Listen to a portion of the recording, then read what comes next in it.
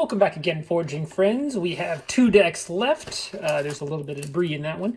2 decks left in this Winds of Exchange box. We are on deck number 11. Which one will I open? Will it be this one or this one? This one or this one? It's going to be this one. Let's see what we got today.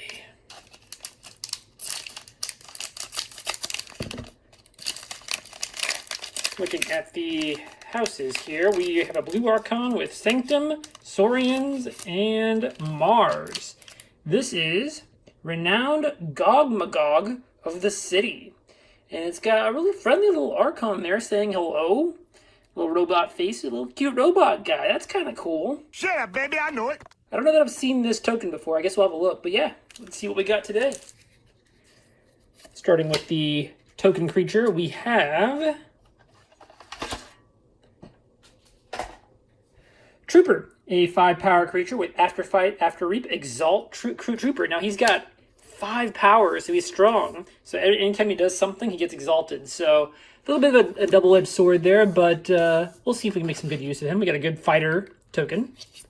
Starting with Saurians, we're starting with Legionary Trainer, a 2-power creature with play, make a token creature, and each friendly token creature enters play ready. So right away we can already make use of our Trooper.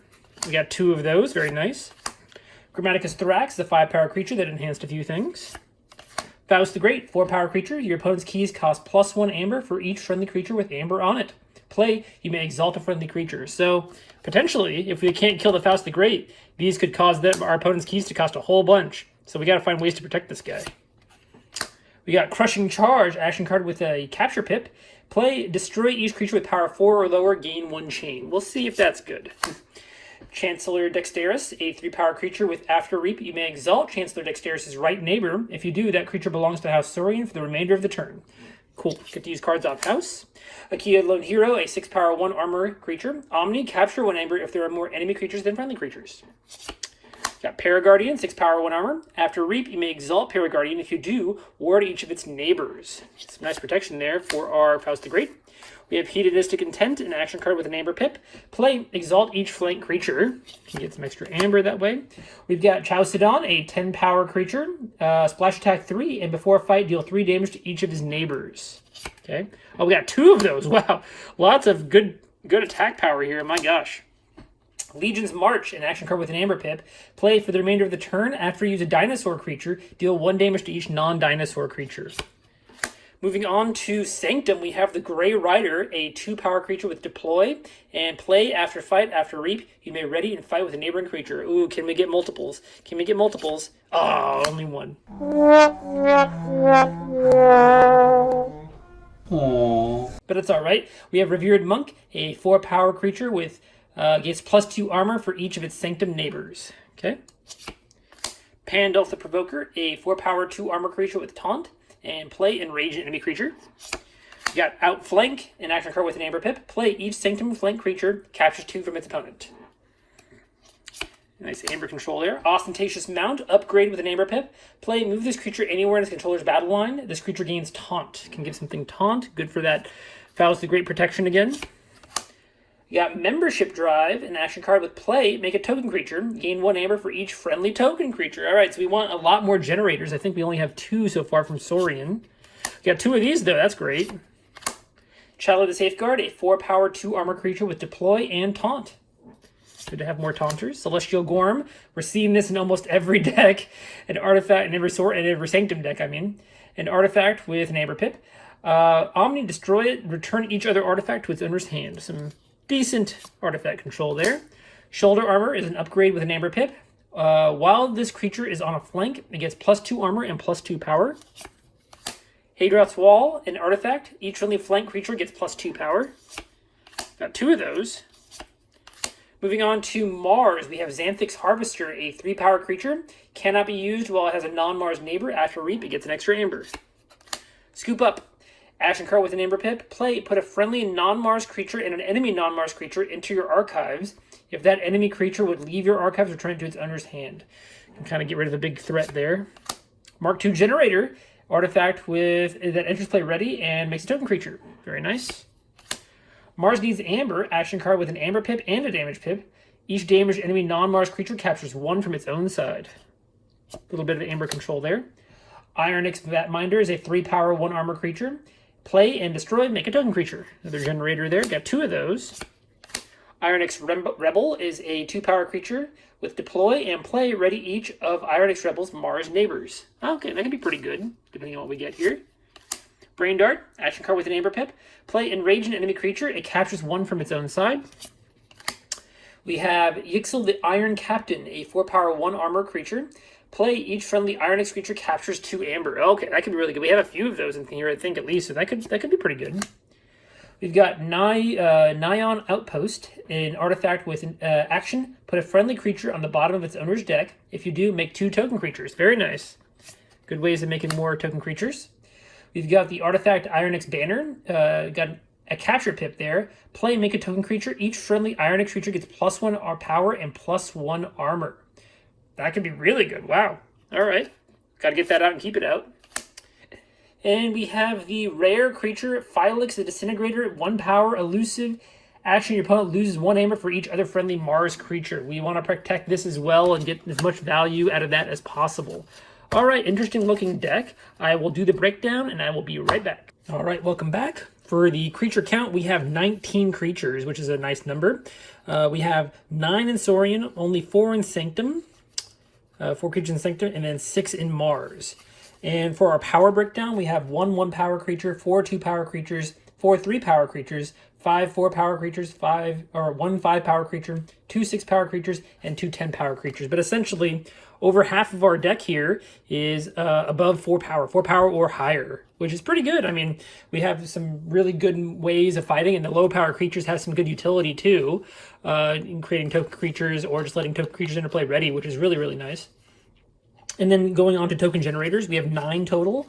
We have 2 in Saurian, which are just the legionary trainers. We have 2 in Sanctum, which are the membership drives, I believe. Yeah, 2 in Sanctum membership drives, which is really, really key. We'll come back to that. We have 5 in Mars. Yeah, the Mars is huge when it comes to the token generation. So we have the 2 Vatminders that make basically 2 token creatures apiece, right? When they play and when they're destroyed, they make 1. And then we have the Mark II generator, we have the Nyan Outpost, and we have the Ironix Banner. 3 artifacts that can make token creatures.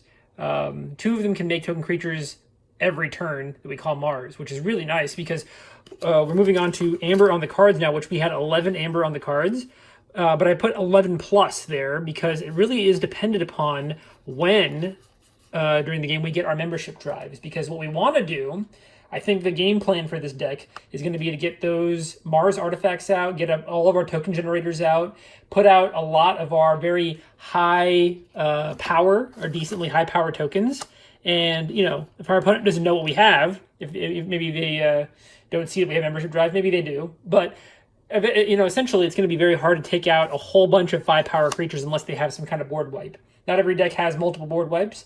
But if we can just keep generating token after token after token, and then maybe mid to late game pull these 2, we can generate a lot of token or amber advantage against our opponent using these cards. So I think that's the main game plan here. So I put 11 plus because we have 11 base, and then depending on how many tokens we have, we can get a lot more amber that way. Looking at amber control, we have 7.5 I put.